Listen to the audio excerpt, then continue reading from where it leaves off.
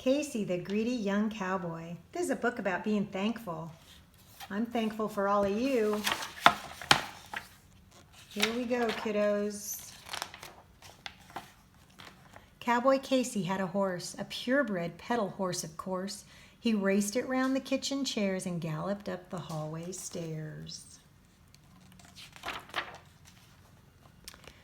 He trotted to the living room to watch his favorite noon cartoon. His favorite show was Cowboy Days. He watched it while his horsey grazed. And as he watched his cowboy show with bucking broncs and rodeos, Cowboy Casey had a thought. Hey, they've got stuff I haven't got. All those cowboys on TV have more cowboy stuff than me. So Cowboy Casey wrote a list. He wrote so long he strained his wrist. Stuff I need, he wrote on top, and then he ran to Mom and Pop. Here, said Casey, here's a list. I need this stuff. I must insist. Every cowboy on TV has this stuff, but not poor me. His mom and dad were pretty shocked. A long time passed before they talked. This list is rather long, said Dad. You're sure you need these things real bad? Cowboy Casey nodded yes and said, make sure you get the best. Now, Casey, Mom said with a frown, I think that you should look around. We've bought you cowboy hats and boots, silver stars, and 2 6-shoots. But more than that, you shouldn't groan. You have a family, friends, a home. That made Casey very mad at Mom and Dad.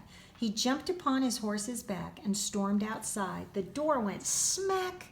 He rolled his pedal horse along, humming angry cowboy songs. But as he muttered at the sky, something near him caught his eye.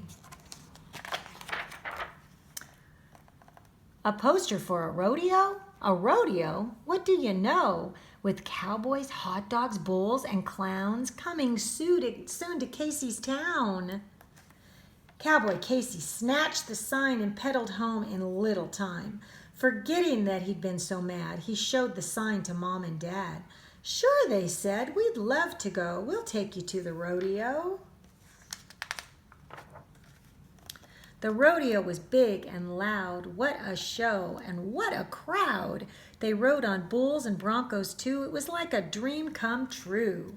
And then there came a big surprise, a cowboy who was Casey's size.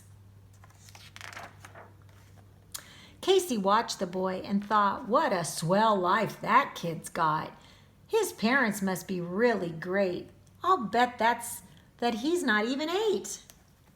The boy, whose name was Bronco Bill, had a trailer on a hill. Casey watched Bill go inside, and then he took a little ride. He went and knocked on Bill's front door. No answer, so he knocked once more. He opened it and looked around, and then he heard a sobbing sound. And there, in tears, was Bronco Bill leaning on the windowsill. Oh my, said Casey, are you hurt? Did you get shot by Black-Eyed Bert? No, sobbed Bill. I just feel sad. I wish I had a mom and dad. I live here all alone, you see, 'cause I don't have a family. You mean that's all? Said Casey, doubting.